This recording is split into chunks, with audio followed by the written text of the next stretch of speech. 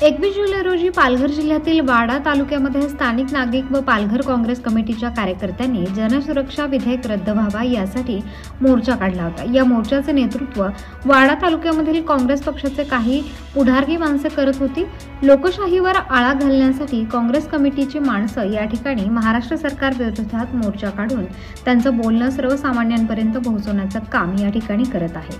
शासनाला जाग यावी आणि सर्वसामान्य माणसाला न्याय मिळावा, जनतेचे प्रश्न सुटावेत यासाठी वाडा बस स्थानक येथे आज सकाळी हा मोर्चा काढण्यात आला होता। बराच वेळ शासनाविरोधात चर्चा चालू होती व शासन कशा प्रकारे अन्याय करत आहे या विरोधात स्थानिक नागरिक आपलं मत मांडत होते।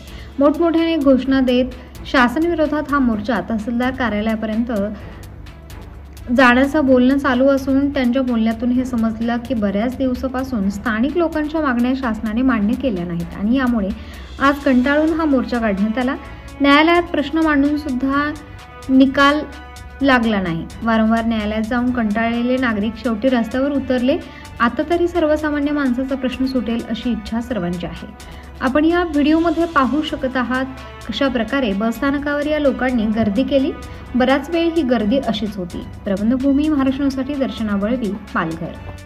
येणार नाही का एखाद्या आमदाराची किती चुकीची गोष्ट केली, एखाद्या खासदाराने किती चुकीची गोष्ट केली, का इथल्या असलेल्या तहसीलदाराने तुमची जागाही लाटली तरी तुम्हाला त्याच्यावर काही बोलता येणार नाही। डाव्या विचारसरणीचा इथे असलेला नक्षलवाद कमी करायचा असा एक गोंडस नाव देऊन तुम्हाला तुमच्या अभिव्यक्ती स्वातंत्र्यावर गदा आणण्याचं काम या सरकारच्या माध्यमातून करण्यात येत आहे। तुम्हाला तुमच्या गावाचा रस्ता पाहिजे असेल तो रस्त्यावरची बिलं एखाद्या कॉन्ट्रॅक्टराने इथे असलेल्या डेप्युटी इंजिनियरनी काढून झाल्यानंतर तुम्हाला त्याच्यावर आवाज उठवता येणार नाही। आवाज उठवल्यानंतर हे सरकारी अधिकारी इथे असलेले लोकप्रतिनिधी एक होऊन तुम्हालाच नक्षलवादी, तुम्ही कसे नक्षलवादी आहे, तुम्ही कशी लोकांना दिशाभूल करता, तुम्ही कशा पद्धतीने आतंकवाद माजवता, अशा पद्धतीने सातत्याने तुम्हाला तुरुंगात डावण्याचं काम करणार आहे। आणि जेव्हा आपण तुरुंगात गेलो तर तुरुंगात गेल्यानंतर वाडा कोर्टात आपल्याला जामीन देण्याचा कुठल्याही पद्धतीने आहे। वाडा कोर्टात तुम्हाला जाताच येणार नाही। तालुक्याच्या कोर्टमध्ये तुम्हाला काय करता नाही, डिस्ट्रिक्टच्या कोर्टमध्ये तुम्हाला काय करता येणार नाही। डिस्ट्रिक्टचं कोर्ट सोडा, जेव्हा तुम्हाला राज्याच्या कोर्टात, सेशन कोर्टात जावं लागेल, सुप्रीम कोर्टात जावं लागेल आणि शासनाने ज्या वेळेस ठरवला तेव्हा तुम्हाला 2 वर्षापर्यंत जामीन मिळेल याची गॅरंटी नाही। आज ज्या पद्धतीने या इकडे मोठ्या प्रमाणात मोकोकाचा कायदा लागू आहे, त्याच्यानंतर UAPDचा कायदा लागू आहे, हे सगळे कायदे लागू असताना एक नवीन कायदा आणण्याचं कुठल्याही पद्धतीने काम नाही। या देशामध्ये देशाचे पंतप्रधान सांगत असतात, देशाचे गृहमंत्री सांगतायत का ह्या देशातला 76% नक्षलवाद समाप्त झालेला आहे। उरलेला जो काही आहे तो 2025-26 पर्यंत या संपूर्ण देशामध्ये नक्षलवादाचा नायनाट होत राहणार। मग अशा पद्धतीने नक्षलवादाचा नायनाट झालाय, 76% नक्षलवाद झालाय, तर या नक्षलवाद्यांसाठी नवीन कायद्याची गरज काय?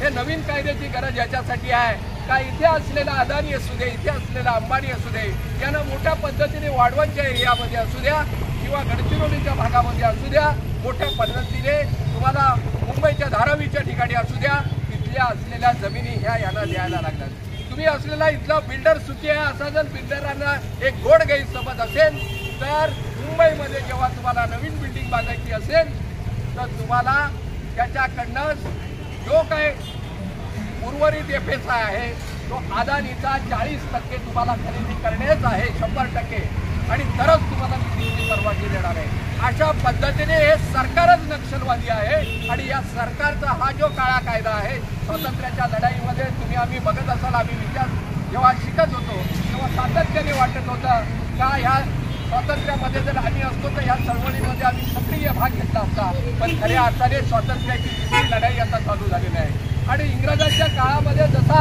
काळा कायदा आलेला, जसे काळे कायदे व्हायचे, तसाच हा काळा कायदा आहे। तुम्हाला जे घटनेने स्वातंत्र्य दिलेलं आहे त्या स्वातंत्र्य अबाधित ठेवण्याचं काम या घटनेमध्ये असताना त्या घटनेची पायमल्ली करण्याचं काम हे सरकारच करत आहे।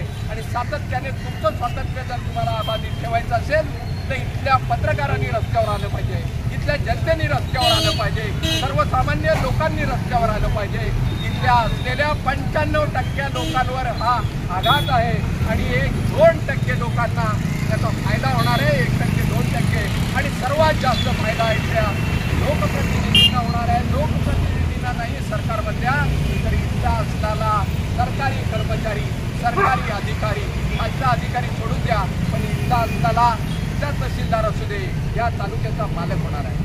जिल्ह्याचा जिल्हाधिकारी ते जिल्ह्याचा मालक होणार आहे. अशा पद्धतीने जो त्यांच्या विरोधात अशा पद्धतीने काम करणार आहे त्यांना तुरुंगाची हवा काय होईल लागणार आहे. आणि ती किमान त्याला 2 वर्ष तरी जामीन होईल असं वाटत नाही, 7 वर्ष जामीन होईल असं वाटत नाही. ईडीमध्ये ज्या पद्धतीने लोकांना पहिल्या फेजमध्ये डावलं, त्यांना 2-2, 3-3 वर्ष जामीन झाला नाही. अशा पद्धतीने ईडीची भीती आता लोकांमध्ये कमी झाली तर नवीन जनसुरक्षा कायदा आला. हा जनतेचा सुरक्षा सोडा, त्यांच्या सुरक्षेसाठी कायदा आलेला आहे. म्हणून आम्ही सांगतोय का याचं 5वी बहुमत आहे आणि या 5वी बहुमताच्या जोडीला विधानसभेमध्ये, विधान परिषदेमध्ये अशा पद्धतीने यांनी हा कायदा पारित करण्याचं काम केलेलं आहे. परंतु या कायद्याची अंमलबजावणी करण्यासाठी राज्यपालांच्या मंजुरीची गरज आहे.